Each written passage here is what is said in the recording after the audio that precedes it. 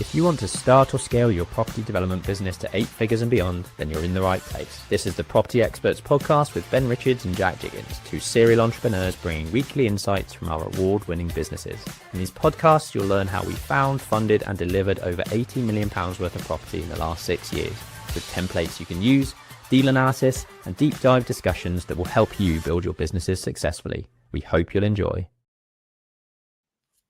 Hello. Sorry we're late. Few tech issues, but it's been an absolutely manic week this week. And to be honest, the past 3 hours are just testament to the chaos that's ensued. But yeah, really happy to be here. I'm looking forward to going to the weekend. Lots of things have happened this week and lots of amazing things to discuss on our agenda. For those that don't tune in regularly, my name is Ben Richards and Jack Jiggins is my business partner in XP Property and a couple of other businesses. We're serial entrepreneurs, property developers, business owners, all of the above. And our target over the next however many years is to deliver 1,000 homes and £1 billion in property in the UK. And we collaborate with trusted investors to do that. So if you're interested in working with us, we have a number of open investment opportunities to discuss. One very hot off the press. We had our offer accepted very recently, and that's for a £2.5 million equity ticket in southwest London. So if that type of thing interests you, it's an office to residential PD scheme, then get in touch. Got a couple of other smaller investment opportunities, £200,000-300,000 secured against some of the assets that we already own. A couple of HMO deals from an equity perspective that we've got moving through the pipeline as well. And we are still sort of searching for a long-term partner from a social housing perspective who wants to buy into our 5-year plan, which is effectively taking a seed portfolio of about £20 million up to about £60 million plus over the next 5 years, with secured income on leases backed by registered housing providers providing social housing across London. So if that interests you, do reach out. Onto the agenda for this week, we have got, it's the 24th of October for those listening in, and we've got a jam-packed agenda. Like I say, this week has been nothing short of manic, and there's some really interesting topics that we can hopefully enlighten you on in terms of making your business better, giving you some insight into some of the property development deals that we're working on, some progress updates and exciting things that are going on across the businesses. So first of all, Jack's going to be jumping into some new adaptations to Rightmove. If you haven't spotted them, it's all about sort of planning permissions and statistics from that perspective. We have been winning more awards this week with the social housing portfolio that I just mentioned in terms of the South London social housing portfolio. Aura for your next development, that is a question mark, and I'm excited to sort of share some of the things that we've been up to in my architecture and interior design practice. Service contracts with councils and how they can propel your businesses, your service-based businesses forward really successfully. Jack's going to be giving a rundown of flipping a house, but ultimately giving yourself some other exit strategies if, like in today's market, things struggle to sell. Planning officers have folded. I talked about this a couple of weeks ago on one of our schemes, and it's not often that you get almost a clean sweep of responses or requests agreed by the planning officers. So stay tuned to understand what all that's about. We're recruiting in XP surveys, and that's exciting growth opportunity for that business. That's our measured building and topographical survey business, which if you've just tuned in, that's what that is. And then we're going to be having a look at a sort of live run through of one of our sales brochures, which is something I don't think we've ever done, a sort of a live sort of, I've talked you through how we've gone from draft sales brochure to completed sales brochure and the types of things that we look out for. But in today's episode, we are going to literally open a draft sales brochure that we've got for the Old Maltings in Abingdon. I've made a couple of comments previously. Tom, my project manager, has made a couple of comments recently, and we're going to be talking through kind of why we're making those decisions, why and what we want to see in our sales brochures, and hopefully it'll be a really good learning curve for those of you that are building to sell on some of your property developments. And then Jack and I had a lovely lunch yesterday in central London, just near Liverpool Street, around broken homes. It was an invite from UTB, which is a United Trust Bank, one of the banks that lends on one of our schemes, and some really interesting insights into the state of the London housing market and the UK housing market. And then, as always, a Q&A. So yeah, get your questions in now. We are live across various platforms. Questions are great for us because it means we don't have to think about what to talk about. So yeah, get your questions in ASAP and we can answer them as we go, and we'll come to a few questions at the end as well. So let's jump into Rightmove, and Jack's got some interesting things to discuss. I do indeed. Happy Friday, everyone. So I'm actually going to do a bit of a screen share with something that I thought was pretty cool as a quick grade of using Rightmove, essentially, whether that's for HMOs, houses, planning, loft conversions. And you may have seen before in some of our episodes, and I can actually have a quick look shortly when Ben's talking about the next slide. I have some overlays in my Chrome tab. So what you can see if you're looking on the bottom right screen is we have a, Ben, your screen's gone over. Yeah, there you go. We have a property price history, which is a extension that you can download on your Chrome, which means that when you're looking at properties on Rightmove, this basically embedded software tells you the price history of something, so you can see when it was dropped, when it was changed, when it went on the market, if it's sold and then came back on the market. So really useful, and that's a Chrome overlay. So there's tons of Chrome's overlays that you can use as tools as a property investor looking at Rightmove, because there's lots of intuitive business owners that have created those tech platforms. Now what I'm going to show you is actually embedded into Rightmove itself. So hopefully this will work. No, remove that, add that. Cool. So this is actually one of Central Suites' properties, and unfortunately for me, I can actually show you the price history change. This is an obvious overlay with our Rightmove extension that we've with our Chrome extension that we've used, which is your price change history, which you can download, and then that's kind of overlaid into your interface. So this isn't Rightmove don't know you're doing this. Sellers don't know you're doing this. And this is an example of one of the extensions that you can use. And we actually have, I'm sure we've done an episode on Chrome extensions that you need to get. There's other Chrome extensions in that video, which I'd highly recommend anyway.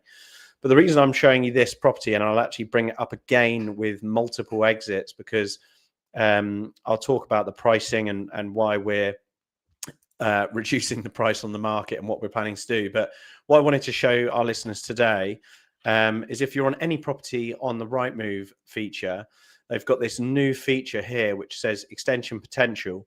Now, I would like to think if you're listening to this, you're already sort of a budding property person, or you're already doing some deals. So it might not be that useful from a planning perspective, because you might already know what availability there is for PD and extensions with standard houses, HMO conversions under PD, or even just by looking at it going, I think we can get a loft conversion, I think we can do a single story or a rear side extension. Quite a lot of those things are quite obvious. But where this is actually really useful is it takes in local data, which is powered by Resi, and can actually show you the approval rate nearby, which is really good information. So here you've got basically like a quick ready reckoner whether it's got potential to extend. It also tells you the year that the property was built, the success rate of planning applications within that area. It also factors in some local potential restrictions like area of outstanding natural beauty, which tends to be quite a large restriction in this location. Greenbelt's a little bit easier to get consents. It then goes on to tell you residential planning applications where you can actually look at the approval rate, how many days it takes to get the approval, special things to consider in this particular area. Obviously, this is conservation area and who the authority is. So this is just on Rightmove. So this is easy clicking, easy looking, easy understanding, and actually really useful information. You can then open that up and actually have a look at the applications within that location. And what's quite clever, they've got sort of CGIs drawn up here with examples of nearby projects and roughly what they would cost, what years they were approved, the estimated build costs. And then, to be quite frank, looking at a sort of standard sort of 5 meter wide by 3 meter extension, this probably isn't too far off as far as cost wise goes. They also make an estimate of the value add and also the project length. So as just a very ready reckoner, it's so simple, straightforward, it's free, it's on Rightmove. So hopefully I now have drawn your attention to it. You can have a look at it. And you can also click at rear, side. So these are actual applications that have been consented, looking at side extensions, the dates they were consented, what they look like. Again, the costs. Oh, don't know what I've done there. Again, the costs, the value add potential, and how many weeks the project would take. And they've also got essentially a rear planning approval, a side planning approval, which is about the same, and then a loft planning approval, and the types of loft extensions that you can do. And again, probably not that far off cost-wise, depending on what you want to achieve and project length-wise. So just quite an easy win for a property that you're looking at, whether it be an HMO or flipping a house, and it's completely free, and you don't have to do anything. It's already embedded into the AI side, the UI stuff of the user interface of Rightmove. So again, just to quickly show you, this is a Rightmove link that we've come onto, and then you just scroll all the way down past the map to extension potential, and you can obviously look at it there. I'm sure a lot of our listeners have already looked at essentially like property sale history and recently sold, which is really good for comparables. I basically have never looked at broadband speed. I don't know if anyone else has, but they're really useful sort of click through that you can actually look at. We'll be coming back to this deal to talk a little bit about the multiple exits, but it was just to let you know that that Rightmove feature is there. Nice. Very, very useful for you guys, hopefully. So our Oparo Social portfolio based in South London is something we've been working on for the last, so actually, is it coming up 5 years now, Jack? Or is it 4? It's 5. Feels like 54. Feels like a lot. But I think it is 5, genuinely 5. I think it's 2020, so yeah, 5 years. Yeah, crazy. But it's stemmed off of working with Toby Wild, who's one of our partners in that business, Oparo Social, and it's backed by the Oparo Group. So that's Toby's business.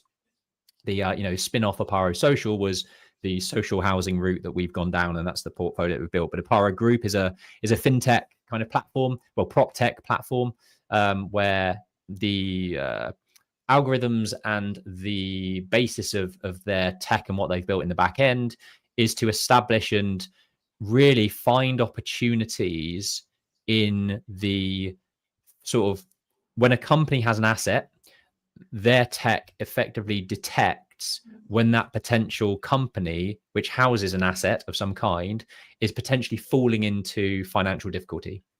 So it analyzes all of the various signs that tells them it's going into difficulty, with the view that the outreach to that particular company can be done earlier, before it gets to the point of things like liquidation and debt collectors and bankruptcy proceedings coming to play, to potentially get hold of the asset out of that company at a discounted price to save that company from going to liquidation, etc. That's probably a very crude way of describing it, and Toby's probably like pulling his hair out, being like, "What are you talking about, Ben?"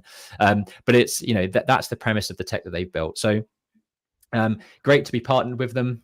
You can see that Oparo Group were finalists in a couple of awards, such as the best use of AI in property and the fintech solution of the year. But more importantly, for Oparo Social, we were a finalist in the best affordable housing innovation category, which is amazing. And this was for Property Week's Tech Innovation Awards 2025. So, prop tech is massive. You all use it. We've just spoken about Rightmove. That's becoming a prop tech platform. We use things like Land Insight, Nimbus Maps, property data to do all of our work. So without that kind of prop tech and the innovation in that space, it would be a lot harder to do the jobs that we do. So to be recognized, in a tech space, a tech world, is massive. It's great sort of credibility for us. It's great credibility for Toby and the Oparo Group behind all of that.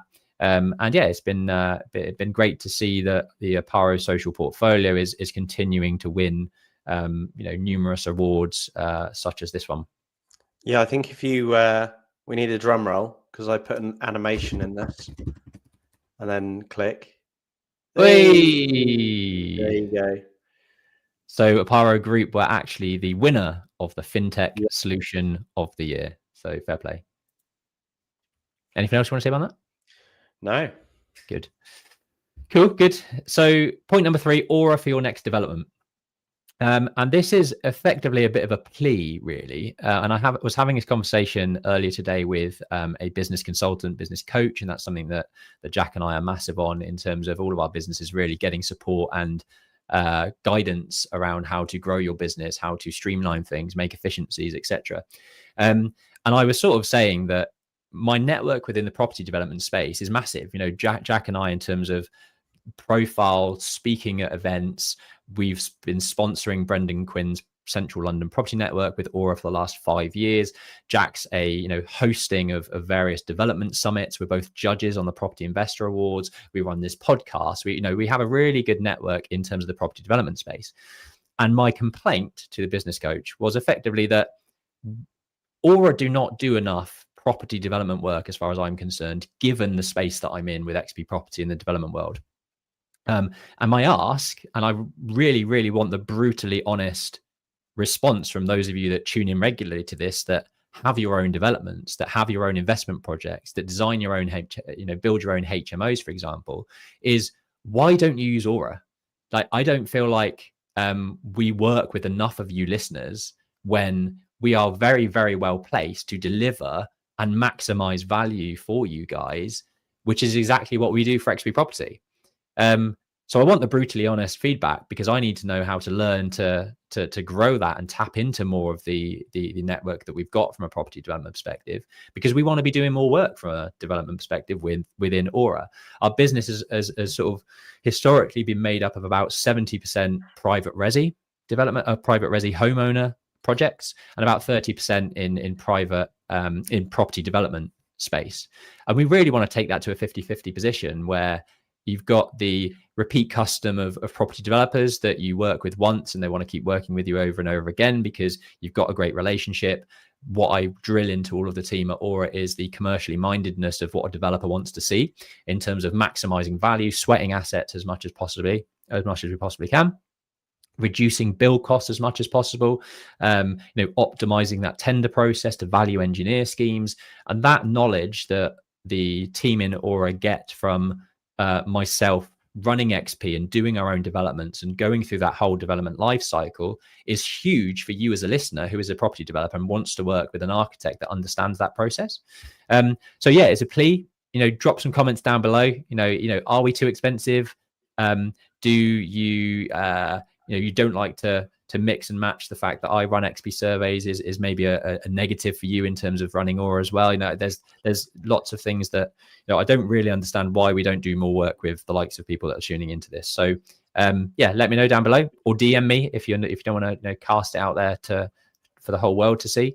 But we want to be doing more work with you. So if you do have a next project, if you want even an insight from a feasibility perspective, because most of the value that we create as an architectural practice, as someone that looks at developments day in, day out, is we are very quick to see different angles that maybe other people can't see, or quick to basically say, yes, you can get 20 units out of this, you can get 25 units out of this. If you did new builds in the car park, I think you could get 3 townhouses here.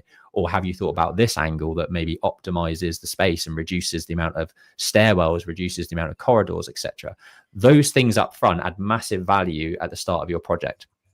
So if you are looking to jump into a new development, if you've got a HMO that you don't know, how to optimize as much as you possibly can, reach out to us. That early stage feedback is what adds potentially hundreds of thousands of pounds to your scheme and allows you to unlock massive amounts of value. So that was it, really. Just wanted to dive into a bit about Aura architecture and interiors, how we can help from a property development perspective, and that we want to do more with you listeners. So yeah, reach out. Or I suppose even a step further and better, let them send a site to you, quote it, and then give you feedback. Correct. Yeah, that would be even better. Because I can't tell you if you're too expensive unless I've got a quote. Yeah, but the thing is, I don't know whether the perception is that we are too expensive and therefore people aren't even coming to us. I don't know. I honestly don't know. And that's why I'm asking the question, because, the amount of amount of developers I have in my WhatsApp, in my contacts list, in my, my emails is massive.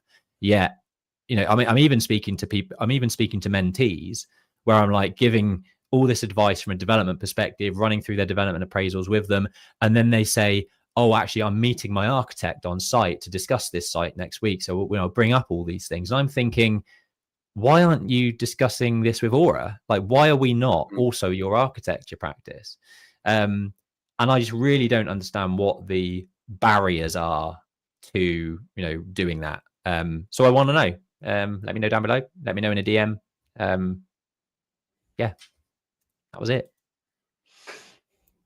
Is anyone out there that would like to be surrounded by the best in the industry and come along to the Property Investor Awards? I think we sold so we just got a table of 10 because I'm hosting, Ben's going, rather than him just going on his lonesome. We thought to find him 9 lovely friends. Give me some I must admit, it's hard work. So we thought we'd get a table, and we sold 8 tickets literally like overnight.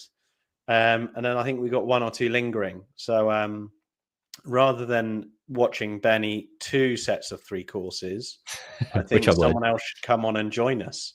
But we've got some really cool people that have taken us up on the ticket offer. It is discounted because I'm host and Ben's a judge, so you won't find it cheaper anywhere else. And we're just doing it to fill the table, really, to build good conversations and have fun. We've got other developers on the table. We've got, I can't actually remember who's in that list. It's so long ago.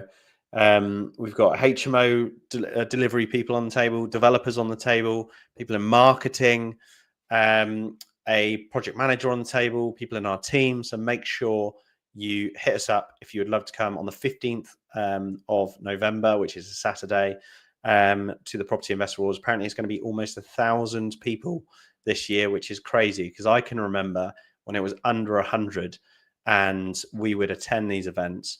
And now I'm shitting myself because I'm hosting and it's almost 1,000 people. But anyway, it would be lovely to have any of our listeners there. It's cheaper than anywhere else you find it in the market for the ticket. We're not making anything on the ticket, by the way. We're just building a table at cost so that we have good company. So let us know if you want to come. Nice. Sorry, cool. Comment awards and we'll reach out to you. Should have said that. Yeah. Nice. It's written on the screen. Good.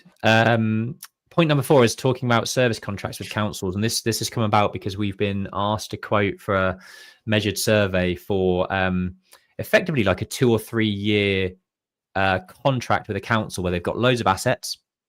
They need to do various works to them, or they want to improve the EPC and therefore need to understand what the existing properties are, what size they are, get the floor plans, elevations ready. So if they do want to make changes to those buildings, they've got them to hand for planning applications and things like that. And there's a lot of these types of service contracts that are available. And for service-based businesses, some service-based businesses only focus on this type of contract where they're bidding and they're tendering to win 2-year bids with councils to be on their list and to get repeat business, repeat custom. And it's something that we haven't looked at with XP surveys until recently. And going forward, it will definitely form part of our strategy of winning work. And this type of thing can be very predictable and therefore scalable, because if you've got a £200,000 contract over a 2-year period, you can resource for that. You can bring in the team that you want to bring in. You can make allowances and cash flow forecast and project forward kind of when you might need to bring new people in or what tech or systems you might need to bring into your business. So yeah, it was just really something that's happened over the last couple of weeks that I thought would be probably good for some service-based businesses to hear and think about in terms of winning work and opportunities to grow your businesses in ways that don't necessarily do. With XP surveys at the moment, we are predominantly B2B to architects, to property developers, to landscape architects, to interior designers, that type of thing. And we do a lot of B2C stuff as well, where a client comes to us directly. They want to extend their house. Their architects told them that they need a measured CAD survey, and they come to us directly, and that's all great. But another string to our bow could be these types of service contracts with councils. And sometimes it can be quite challenging and time consuming to go through the process and they request a lot of information and they want often, your lowest price. But with price on these types of contracts, we are, my team was asking about, what price do we go in at? What margins are we looking for? And I said, look, I'm happy to take a much slimmer margin on this type of project to win the certainty of work over the next, couple of years, for example, than effectively that margin that you're giving up is your marketing spend that you would have spent elsewhere trying to win other work that might be more profitable on a gross margin perspective. But because you've got the certainty of work, you can slim down your margin a little bit and accept that you're going to, earn a little bit less for those particular projects, but there's certainty there. So yeah, just a few thoughts around that. Jack, I don't know if you've got any other thoughts around it. No, crack on. Planning's your gig. Cool. I'm trying to avoid it. Yeah, fair. This one's your gig though. Yes, flipping houses. So I've got a mentee at the moment who has all the capabilities of doing whatever they need to do in terms of their strategy is HMOs, but they lack an element of confidence. And I find that if you build up a backup exit plan in any strategy of deal focus, it just improves your confidence to be able to deliver that project. And I'll show you what I mean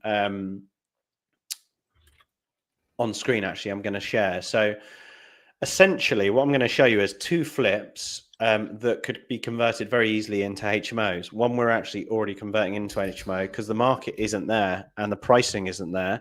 And rather than potentially sell at a small margin of profit or even break even, I could actually get a mortgage at a similar value that we would sell it for to leverage against it being an HMO. And it's all about protecting that downside. So I'll go back to this Rightmove link that I was sharing with you. And the reason I wanted to share this is because this is a house that we put on the market. This is going to upset me. Back in, what is that? April, 17th of April. We then, after 3 months, didn't have much success on, well, we actually did have a buyer at guide price, which was 650. And then they messed around and we weren't getting many people through the threshold of the door. So we actually, let me show you inside because it should give you a bit more of a flavor of how amazing we are. We then reviewed the pricing and thought, let's drop it to 600 and try and get bids in over 600 because we're not getting people put through the threshold of the door. And essentially the market isn't great at the moment. You've got the budget looming, people not moving house. This house does have quite a small garden at the rear, which is a downside to a family home. I mean, it's massive. I think it's about 1,600 square feet. And there's literally nothing wrong with it other than a small garden. So we're of the view, like, what do? We can either keep dropping the price to have an exit, or we can do our backup plan. And our backup plan with this property was to essentially split the sitting room in the front room and convert this into a 6-bedroom HMO. We can actually also go basically deliver the 6-bed HMO and let it as a 6-bed HMO.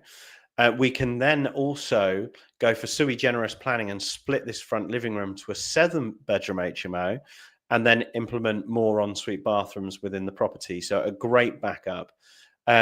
We are due to have the valuation on this for HMO. The wall's pretty much in place and we've messed around with the electrics and fitted the L2 fire system and fitted fire door closers on the doors to make it compliant from a HMO licensing perspective.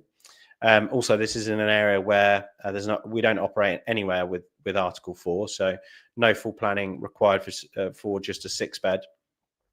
And it's quite an easy transition. I think the total cost to convert this from a flip to an HMO is about $6,000, and the valuation reflective should be about 675. So if you picture it, if we drop the price to 575, that's not far off the value we're going to get if we refinance this on a 75% loan to value mortgage on a higher valuation, to then make sure that we're basically keeping equity in the portfolio, adding to the balance sheet, rather than thinking about just cutting our losses and selling it at less than it's worth. And now I'll give you another example of this with a more recent flip that we're delivering. I'm not sure how I'm going to slide through this one. How do we scroll on this one? Do you turn? Oh, here we go. There we go. Cool. So this is a flip that we're delivering at the moment.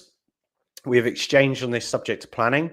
It's a grade 2 listed house, so it does work much better to flip it. As a backstop position, what we have actually done is, you will see, this is actually our valuation deck. So if anyone wants to see the valuation deck, please do let me know. But hopefully, if you can see on your screen, and sorry for the listeners that can't see this, but this is the first and second floor plans. So we're hoping we've got the contract to buy the building at 370. Our spend should be about 100 grand. We believe the GDV is about 700k. Because it's a valuation document, we like to slightly inflate the values to ensure that we get what we need. That didn't work. I was going to try and draw on it. But anyway, so what we've now done is we are going to be buying this property in December.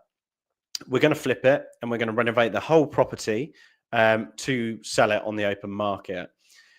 As I mentioned, there's a minimal cost to convert these types of houses to a HMO. But because this one's listed, we've decided to submit a listed building application to convert this one into a 6-bed, even though we're going to deliver it as a flip, just in case the market's not where it needs to be and we need to make the implementable changes for a 6-bed HMO, deliver that, refinance it as a 6-bed HMO and keep it in the portfolio. So it's opening up that secondary exit. And where we're doing it ahead of time, because it's listed, it means that if the market is a bit soft, we've actually put all of our fire compliance in at first fix, so within the fabric of the building, and we're not doing it as a retrofit. And it's a very straightforward transition to make. Obviously, if we don't need to do that, the cables would just be disused in the voids of the walls and floors and ceilings or whatever it may be. And that is how we deliver it. We've done it on multiple flips. We're at first fix phase. We're actually spending a little bit more to make sure that we've got the L2 fire system throughout the building, regardless of whether it's a flip or an HMO. So it's a little bit of a tip to get your eggs, without putting all your eggs in one basket, and get your ducks in a row, to make sure that you have a second exit that you can pivot to. If we were stuck on the market with that other asset for even longer, we may be into the position where the returns are diminishing so much, we'll be selling it and doing it for nothing, which is a lot of work. But it's a very little amount of work and a high return on your time and investment to then potentially look to trade it out as a HMO, which is exactly what we're doing. Both these locations, we've already got HMOs. We've actually almost got HMOs on both of these streets already. So we know it works. The reason we like flips is it's larger cash injections into the business. And the reason we like HMOs is it's steady income over a long period of time, but lower cash sums. So that's why we balance the portfolio with it too. But we really don't have a problem if everything we're delivering is a HMO. So good secondary exits. And when I mentioned at the beginning of this section that sometimes, and this particular mentee might not have had the confidence to go, I'm going to deliver that HMO. What if the backstop was to get in, buy a site, develop it and sell it as a flip if the HMO doesn't get full or there isn't demand? So having a secondary exit is really important, and be very sort of forward planning for that, was exactly what we did. And that's it. Nice.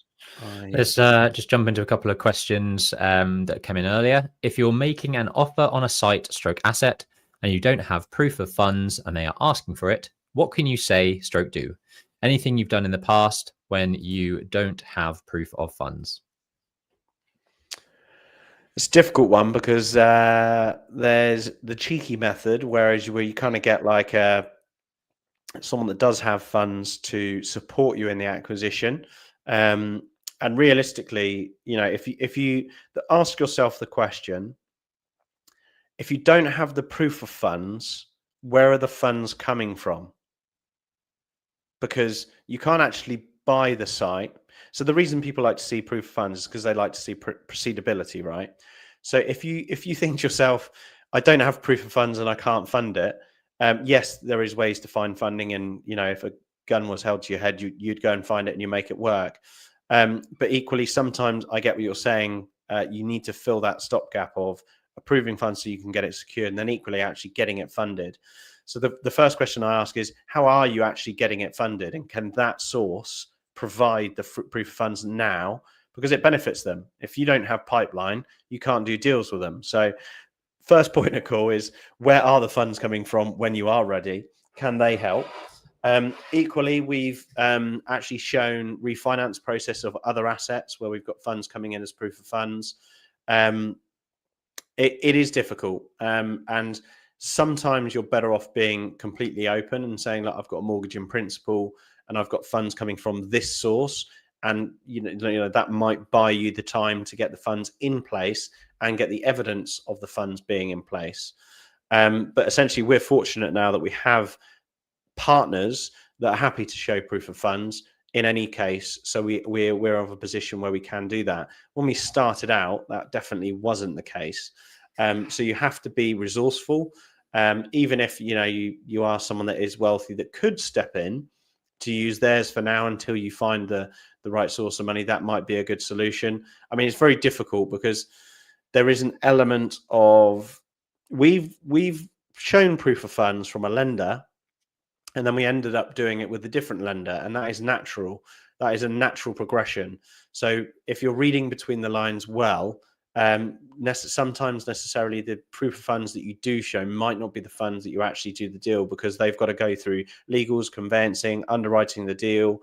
I mean, we've had deals where we've had 4 funders go through and be like, don't like it for that reason, or I've had an argument with the missus, so I'm not going to do the deal anymore. So you never really know exactly who you're going to do the deal with. So if you read between the lines there, I would leave it at, if you don't have the exact funding option that's going to do it, don't be afraid to use other options, because there's a lot of process between offer acceptance and buying it, if that makes sense. I hope I haven't dug myself a hole there. No, get it. Be cheeky. Yeah. Thank you, Property Deals Daily, for that one. And then Jamie Tuck -something. If you've got a block that has a decent sized supported living provider on a 5-year contract, what yields do you think you could attract on a purchase in, say, areas like London, Birmingham, and Manchester? This is the $100 million question. Just to paint things into perspective, the yield market often drives, valuations in these types of scenarios. 2 years ago or 2.5 years ago, before Liz Truss shook the tree, we had an offer on our portfolio in South London at the sort of 5.5% level. And just to roll back a few bits, I had this discussion earlier this week where the lower that percentage yield, the higher the value of your portfolio. Effectively, you're taking the rental income of the portfolio, dividing it by 5.5%, which gives you a value of the portfolio. If you have a 10% yield valuation, you're dividing it by 10, the rental income, and the valuation is therefore lower. So you want a lower, more compressed yield, because that is a higher valuation on your portfolio. So yeah, 2.5 years ago, 5.5% South London portfolio stock. That portfolio, now we had some recent RICS valuations that valued some of those assets at 6.5%, for example. But from a market saleability perspective, we know that there are opportunities in the north, for example, where expectations might be 9%, maybe even double digits. So it really does, it does depend where you are in the UK. It does depend on the type of stock that you're providing, the covenant strength of that provider. A 5-year contract isn't that long, really. Most of our contracts are on either 10 or 25-year leases. So provided the tenant that you've got in situ is, a strong covenant, they've got a strong balance sheet, they've got the operations in place, the governance, the financial controls, etc., and they're a strong covenant, then you're going to get a more compressed yield with a better covenant strength. So there's loads of things that play into this, Jamie. It really is a bit of a moving target at the moment with the way that the yield markets are and interest rates. And we all want to get it back to where it was pre-Liz Truss, where the cost of capital is, or the interest rates and yield market is way lower, which means that ultimately, when you look at this type of thing, put it into sort of layman's terms, if somebody can go to a bank or look at the gilts in London where they can buy bonds from the government at 5%, who is going to value a more illiquid asset like a property, even though it has a strong covenant with a strong lease in place with good tenants, etc., in a nice building, who is going to want to buy into an asset like that at 5% when they can just get the same amount with no risk in the bank? So if the yield market moves up to 5%, for example, people might want an extra 2.5-3% on top of that to take the risk on something that's less liquid, like a portfolio of properties, for example, because property isn't that liquid. Hopefully that explains things. Yeah, I'm happy to pin my estimations on the mask, because I think what Jamie's really looking for is a figure. value. Go on then. So let's go off the information we have. We don't have the supported living providers details, so let's assume we've got a high and a low. So tin pot, been around for 6 months, and pile of shit, and then like a really good covenant. 5 years, we do have that information. London, we don't have the location, which is obviously that could be light and day. Birmingham and Manchester, I probably said it almost comparable to some degree, probably Manchester slightly edging ahead. But for a 5-year contract, I'd almost go as far as saying that you would probably in London fetch a stronger pound per square foot value than a 5-year contract yield, because you have to remember that if you're selling these on a 10% yield, they're not recouping the capital within the 5-year contract. So it's going to then be a bricks and mortar asset on the assumption that the lease isn't in place. So there's a vacant value possession value at that 5-year point, assuming the yield isn't, the income isn't progressing. So anyway, so to pin my hat to the mast, I'm going to say on a 5-year contract, if you have to sell on yield an occupied building to shit to great provider, I'd have probably said anywhere between 8 and 12% in London. Ours are like 10+ year leases, and it's an RP. That's why we can push to probably lower to almost 7%. If you're in central London, yeah, bricks and mortar, really. I mean, people aren't going to be buying it for that yield. I don't think your yield will really stack up, if I'm honest. You can probably sell it on like a 6-7% yield, but that's irrelevant to the income because the underlying asset is more important in that capacity. Birmingham and Manchester, probably not too far dissimilar, if I'm honest, than the outskirts of London. It's probably between sort of 8 and 12%. But the yield market is shot. Last week, I talked about what is selling in the commercial space, and it's not a lot. So good luck to you, Jamie. I would stick to private HMOs, take the income, and yeah. Nice. I've got a lovely portfolio that you could buy at 7%. It's a fantastic portfolio. Yeah, hit us up. Won awards, actually, which you want we to might have talk touched more on earlier. Nice, cool. On to point number 6. Planning officers have folded, and I had a bit of a rant a couple of weeks ago, and I forgot to talk about it last week. Last week, we mentioned that we had planning approval through for 4 extra units to the rear of this listed building off the High Street in Abingdon. We bought a bank, Halifax Bank. We've done a deep dive on it. It's season 3, episode 18, if you want to go and check that out and get all the nitty gritty details around what that project's all about. But we got the planning approval, which is great news. But what I didn't say is the feedback that we had on the planning conditions. So 3 weeks ago, I had a big old rant saying they've just sent us the draft planning conditions. They're ludicrous. 5 of the 8 of them had pre-commencement conditions on things that we're not going to be wanting to install for 8 months into the process. Things like they want to see pre-commencement, pre-putting a spade in the ground, pre-demolishing anything, pre-anything. They want to see details of the windows, the window jambs, the cross-section of the windows, the details, the everything that's to do with that, as well as things like finishing materials. What brickwork are you going to be using on the development? Now, what I pushed back on is saying that all of these 5 out of 8 are ludicrous to be asking for them in the pre-commencement phase. There's no reason why you can't accept a wording at the start of that condition that says something like, before installation of any windows, you must have it signed off by the council and agreed in writing, blah, blah, blah. That's way more suitable for us as the developer, because we're not wasting time trying to get something signed off and whilst pausing work on site before that's been signed off. So of those 5 out of 8, effectively, I pushed back and said the ground floor, the materials need to be signed off before starting above ground works. We want to demolish, we want to get in there, we want to start digging foundations, building, brickwork out of the ground. Why do the council need to know what brickwork finish we're going to be installing until that point? They don't, is the answer. So push back on five of those eight, and effectively the planning decision notice has come through. The planning officer said, yeah, I agree with all that. That's fair. I'll approve it in that way. So every single one that I push back on and every single piece of wording that I suggested, they agreed with. Now, my point a couple of weeks ago was, why the hell are they suggesting it in the first place if they're willing to just fold at the first point of pushback from the developer? Why not think ahead, save everyone some time and hassle, and just put in reasonable planning conditions from day one without being the default of pre-commencement? And this is something that could be implemented by every single planning officer in the UK, cost zero money to the government, and speed up the building of homes. And it's not something that it's not talked about, this level of detail. We want to build 1.5 million homes over the next 5 years.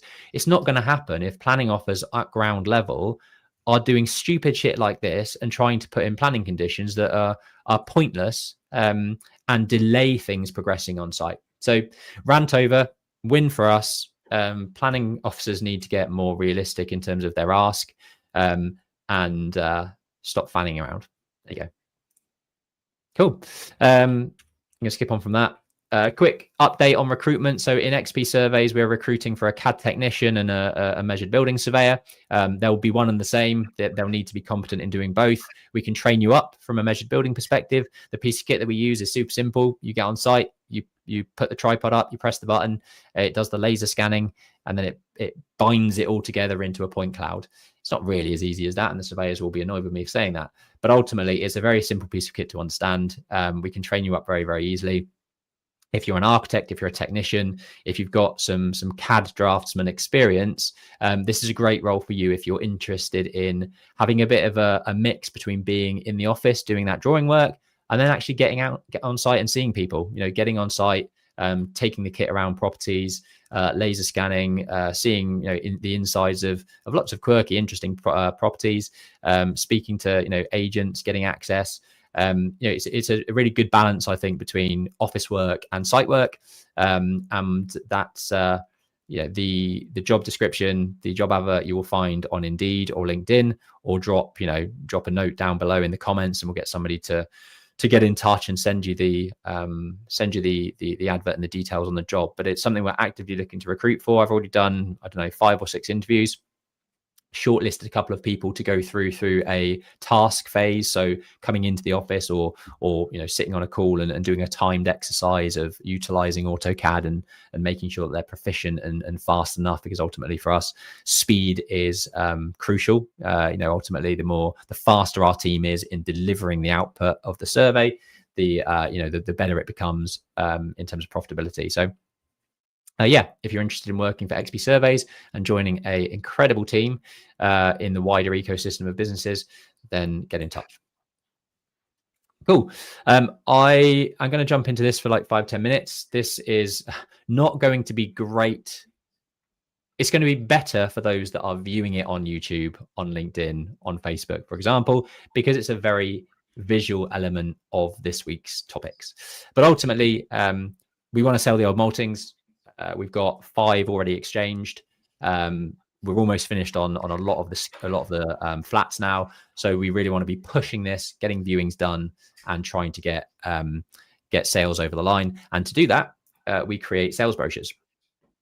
So I'm going to remove that, and then I'm going to bring back up on stage. What am I doing here? Tech. There you go. I'm going to talk you through literally the first draft of the document that we received from our designer, and talking you through some of the things that we want to change, some of the reasons behind why we want to change them, what you should be looking out for when you're creating sales brochures for your properties, and fielding any questions. So if you've got any questions as we go through this, get them down in the comments, and we'll talk about it as we go. So starting with the Old Maltings, steeped in history. loads of, it was built in the 18 somethings, has been used as a malt house, a brewery, right next to one of the big train lines where they used to bring all of the malt in on that train line, ship it over to the maltings house, produce the beer and do all that good stuff. And this sort of front image is quite important. You want it to represent kind of your building, what your history of that building is all about, etc. But it looks more like a factory. This is something that's more industrial, more factory-like, with the smoke coming out of this big chimney. That's not the type of building that we've got. So we've asked them to just sort of re-look at this, make it more appealing to what what a malt house looks like rather than a factory, because they are very two different distinct things. Again, starting straight away with some of the history of the site, a nice black and white image from back in, I think it's like the 1920s, potentially. You can see the railway line coming in. You've got other buildings that are surrounding it. The building itself nowadays has had various extensions. So you can see kind of what it was, back then, and when it was used as a malt house. And this is where you want to start sort of selling the dream, selling the building and the history that you're buying into. So once a malt house, now a thoughtfully restored new development of 21 comfortable apartments and 2 muse houses with a unique and interesting link to the past. And that's the type of thing that you want to start setting out your stall early in terms of the lifestyle and the history of the project, and that all helps to really sell things. Moving on to a couple of CGIs, this is what they're buying into. This is the site itself. This is where you can showcase what your property is going to look like, what it's going to be for them as they drive in to park their car and walk up to their communal access, stair core up to their flat. This is what they're going to be seeing. So this hero CGI is something really important to throw in as early as possible to the brochure, to capture their imagination and give them something that shows them what they're going to be buying into. You can see some of the sort of history with this sort of chain and pulley, which they would have had in these types of maltings. Again, sort of projecting that history and the bit of sort of bit of the building that they're going to be buying into, which in this case has loads of history. There was fires in these buildings.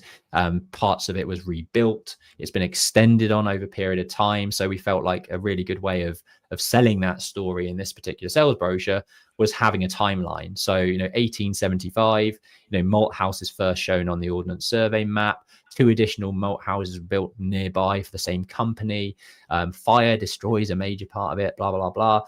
Redeveloped in 1999 to offices for the local housing association. All of this stuff really, it's great kind of insight into what the property was and how it sort of transitioned over the couple of years.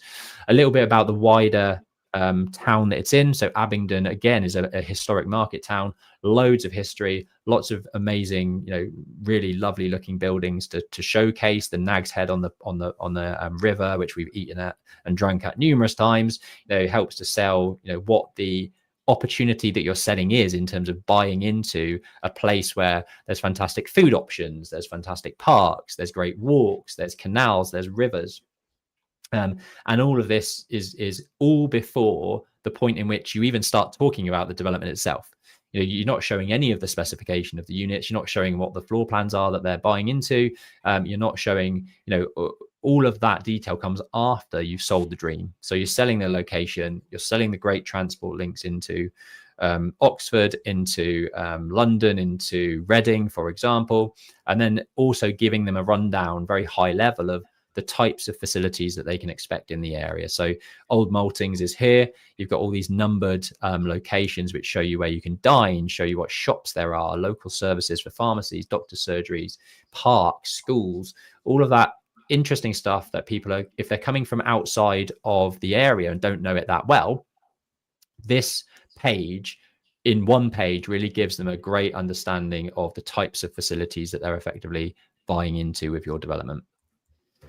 A bit on the interiors. So only now we're like 13 pages into 26 pages, and we're only now looking at the actual interior design of the flats that you're looking to buy. A little bit of blurb around the fluffy stuff, a bright contemporary interior with warm character where natural materials and minimalistic design create an exceptional sense of everyday comfort. It's marketing fluff, but it sells. And this is the type of stuff that people are going to be buying into. These CGIs help to sell them living there. They can picture themselves living in that kitchen, cooking in that kitchen, and that's what it's all about at this stage.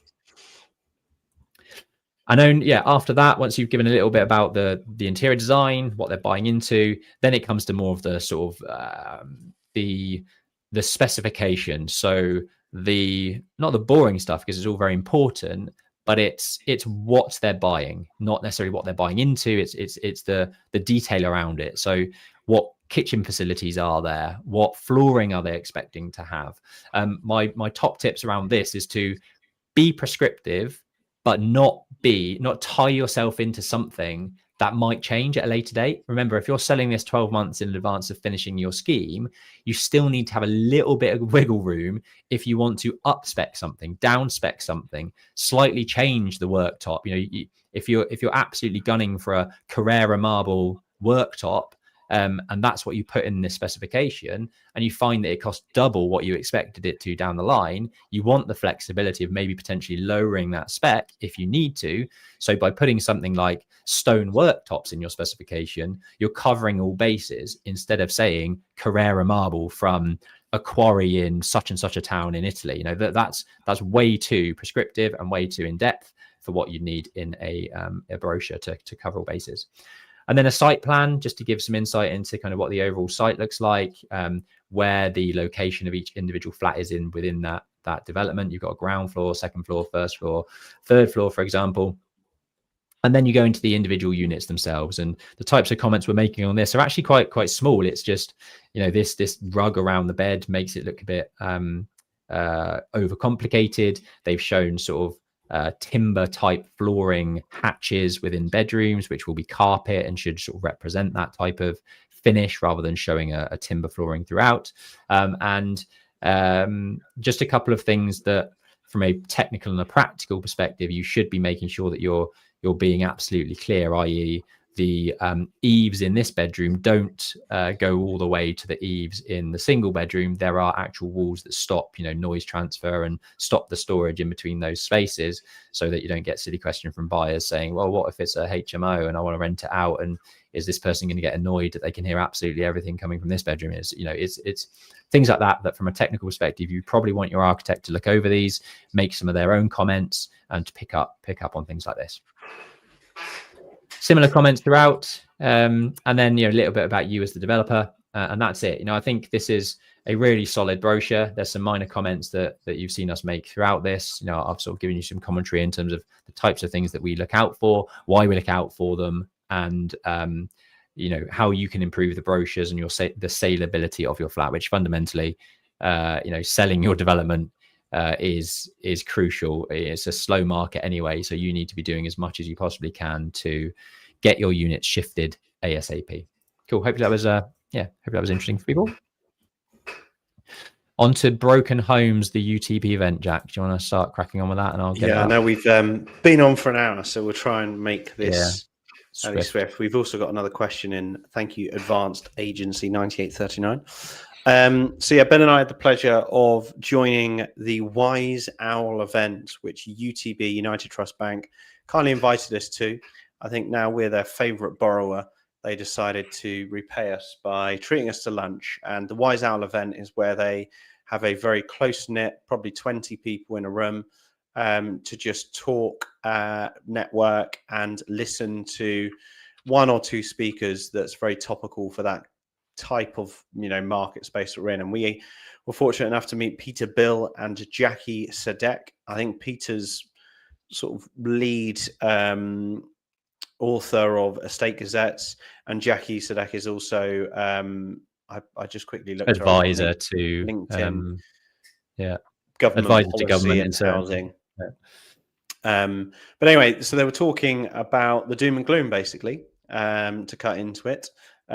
They said that, believe it or not, I don't think they'll mind me saying, but they admitted that they've been in the property industry for multiple decades, 30, 40 years each. So combined a lot of time, and they're not sure they've seen a worse market to be operating in. So sorry to be a bit doom and gloom going into the weekend.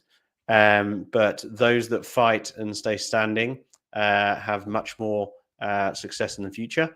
But they were just basically talking about the doom and gloom and how arduous planning is, obviously, Some of the policies that are coming in are might be good, but then might be detrimental because they're obviously doing a big capital revenue sweep to bring some money in to the council, to the government via councils, via tax, via SIL, via Section 106, via blah, blah, blah, blah. Peter went on to say quite a funny, essentially site that's been, basically stuck in planning really back and forward because of the deliverability and the feasibility of it for 10 years. And it's even gotten to the point where in the sort of planning documents, there's a request for bicycle pumps to be put in. So his sort of mock joke was houses aren't getting built, but at least what is getting built has got requirements of bicycle pumps. And I completely agree. And Ben was kind of talking about it in the section of pushing back on the pre-commencements and conditions of planning. That it's just not that pragmatic, and it's getting to the point where regulation is pushing it. There's actually a really interesting set of documentaries on Donald Trump, and the reason he moved away from New York is exactly that. It's too much red tape, and it's not a great place to be in. So he moved to other regions to develop, where there's a lot less red tape and is easier to deliver. And I get it. We're the same. And actually, coincidentally, one of the question that is in, I think we should answer it now, Ben, while I'm on that topic, is Advanced Agency said, would you avoid high-rise office to Resi because of BSA, so the Building Safety Act gateway, which has been brought in and implemented now. So this chap's looking, or chapel, or chapette, is looking at a 9-floor office to Resi site and wonder how much it would add on top of the build program for BSA gateways. And I mean, we just do completely avoid them. And I can't see us doing anything that falls within the Building Safety Act in terms of height. As far as building into your program, not only costs, but I mentioned a few podcasts ago that my neighbor works at Barratt Homes, and a scheme that should take 24 months is now taking over double that. So it is quite a big scheme. I think it's something like 450 BTR units. But you need everything in place for the initial pre-commencement application, for the initial gateway application. So that's management plans. That's what finishes you're going for, what the fire retention is of those finish. Like Ben said, with the worktops in the sales brochures, how the hell do you know what finishes you're going for on a site of that size in 2.5 years' 4 time years in construction? It's the products might not even be available. So hugely arduous. Definitely not considerate of what actually needs to logistically take place to deliver those sites has been a consideration. Obviously, fire safety is at the utmost of importance, but I haven't thought about the lack of logistical issues. You want to build your management plan at the end. Like, you don't really want to be. And when I say build a management plan for this Barratt scheme, they had to get the managing agent that's managing the blocks when it's complete 4 years in advance to build out a management plan for a site that isn't even start broken ground. So yeah, I mean, I don't know who's going to be delivering them. There's probably an opportunity there, but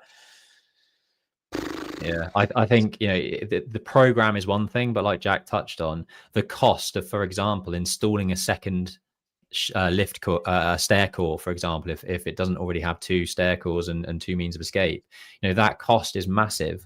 So it's not just program, but to comply with the relevant building safety acts and building regulations associated with that high risk, high rise building are massive nowadays. So I certainly wouldn't be wanting to get involved in that type of thing anytime soon.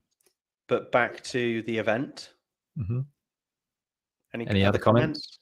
No, I think it's fantastic to be invited to that sort of stuff. Really good insights into the way that Britain's housing scheme housing sector is moving or not moving, which is really the case. So yeah, great to be around like-minded individuals, hearing from those that see it from government side as well as us on the ground delivering. And one of the sentiments was that that there's talk about SME developers, and the issues and trying to make it easier for SME developers, but they really don't want to do much about it. We don't deliver as much houses as the big time players, the Persimmons, the Barratts, the Berkeley groups, and their main focus is on those bigger players, and they sort of forget about us, when in reality we do serve a purpose. We do build houses, we build them quicker than the big players, because we're more nimble and can we're not delivering an 8-year program where it's got a massive basement and that type of thing in central London. So they need to think about us. There's lots of change that needs to happen with reduction of BNG requirements for small sites, and potentially changing the way that affordable housing is structured on smaller sites. And we've talked about this in the past, but yeah, that's for another topic in its entirety. But yeah, also just to quickly touch on deliverability of SMEs versus big players, to prevent urban sprawl, which is in the MPPF, which is basically to prevent towns merging, you need small developers to build within the gaps within the existing settlements. So it's essential. Yeah, and if you want to find out more opinion from Peter and Jackie, they've written a book called Broken Homes, Britain's Housing Crisis, Faults, Factoids and Fixes. And I've had a quick flick through it last night, actually, when I got home. Lots of interesting statistics and graphs and tables shown in it. It's not just loads of words, which I think is really great, because it's actual facts that of the way that the state of the market is. So yeah, go and grab yourself a book. We don't have any time for any more questions. I'll just bring this one up on screen from Namis Developments. Who usually leads the fire stopping design in conversions with existing timber floors, studs? Is it the fire engineer, architect or specialist? And how does it normally run from design to install to BC sign off? And we're going to leave that as a cliffhanger. We'll actually answer that next week, so make sure you're tuned in. We don't have time for it now, but thanks everyone for tuning in this week. Have a great weekend, and we will catch you next week. Bye. Oh, don't forget to subscribe and like and comment and share. That's really important. Take care. If you're still with us. Bye.